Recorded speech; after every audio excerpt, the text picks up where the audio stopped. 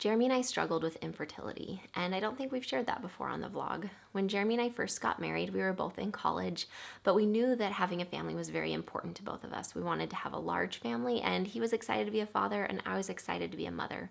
So after just a year of marriage, we decided to start trying to have a family, and we didn't get pregnant.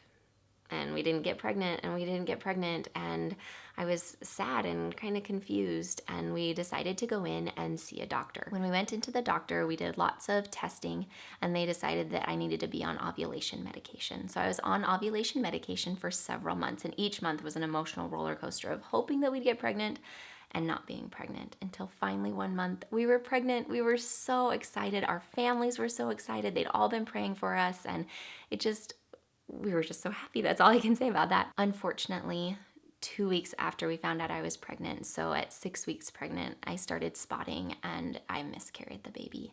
And it was such a sadness. My heart was broken. I remember crying, and the pain and the fear and the emptiness and the heartache.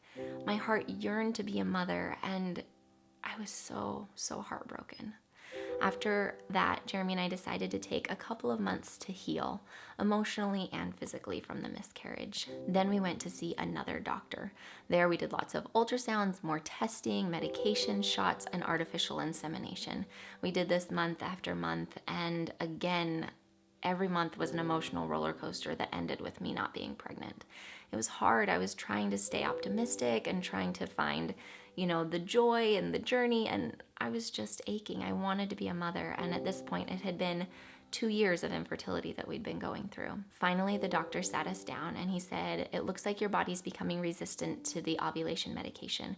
So this is the last round of artificial insemination that we can do. After this, you're gonna need to move on to in vitro." Jeremy and I were nervous, but grateful we had one more chance. So we prayed and we hoped, and we were so excited that month to find out that we were pregnant.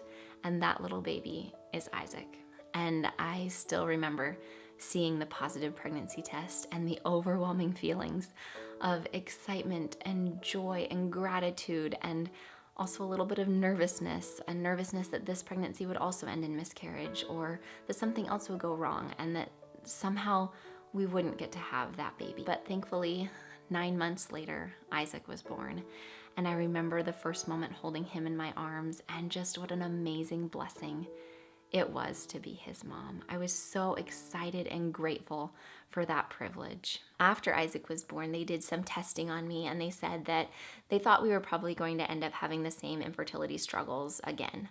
But we were very blessed to have Elise come along naturally without any infertility treatments, and she's 18 months younger than Isaac. Then each of the kids after that are just 2 years apart, and we haven't had to use any infertility treatments. Each baby has still felt like such a miracle to me. Fertility is not something that I take for granted. I see it as a beautiful, beautiful gift and blessing to be able to be these children's mother. And, some days motherhood is super overwhelming and hard, but I'm so grateful to be able to have that. And my heart aches and goes out to those women and parents and families that are struggling to have another baby, whether it's their first or their fourth or whatever it is. When your heart is yearning for a child, it's an ache. We just wanted to share this with you guys. We don't think that our family's done, but we don't know when we're going to be lucky enough to be blessed with another child.